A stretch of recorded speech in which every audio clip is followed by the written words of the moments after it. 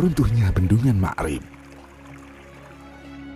Sejarah Ma'rib. Provinsi Ma'rib di Yaman memiliki sejarah besar dan klasik. Ma'rib adalah ibu kota kerajaan Saba di masa silam, sebuah kerajaan kuno yang berdiri sekitar 1000 tahun sebelum Masehi.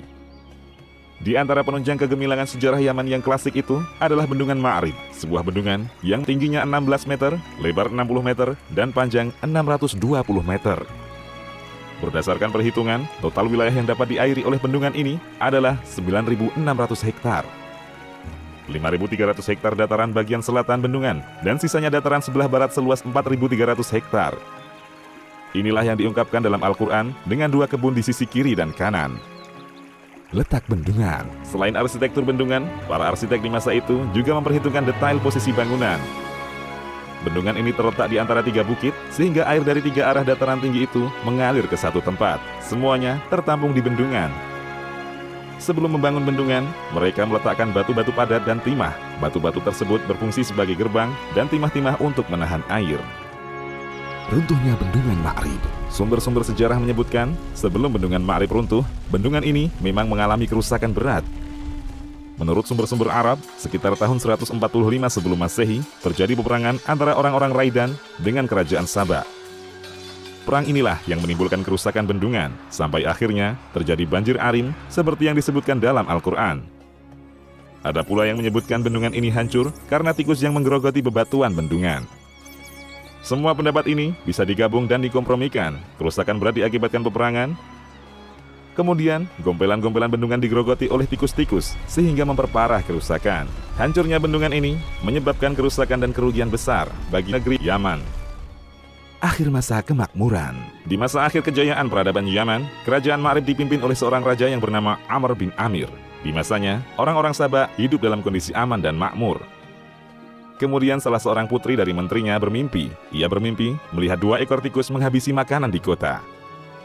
Kemudian si menteri bertanya kepada dukun tentang mimpi itu. Si dukun menafsirkan akan datang musibah yang menimpa kota akibat serangan tikus. Dari sini, si dukun menganjurkan agar orang-orang melatih kucing-kucing untuk berburu tikus. Dan menyarankan agar raja dan pihak pemerintah memberi hadiah bagi siapa yang berhasil membunuh sejumlah besar tikus, hingga tikus-tikus menghilang dari kota.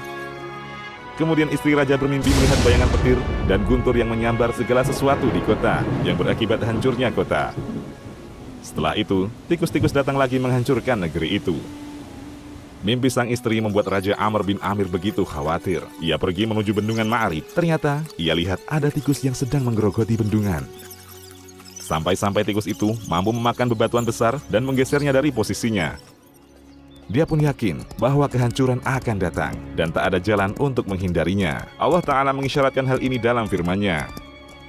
Sesungguhnya, bagi kaum Saba ada tanda kekuasaan Tuhan di tempat kediaman mereka, yaitu 2 buah kebun di sebelah kanan dan di sebelah kiri. Kepada mereka dikatakan, makanlah olehmu dari rezeki yang dianugerahkan Tuhanmu, dan bersyukurlah kamu kepadanya. Negerimu adalah negeri yang baik, dan Tuhanmu adalah Tuhan yang Maha Pengampun.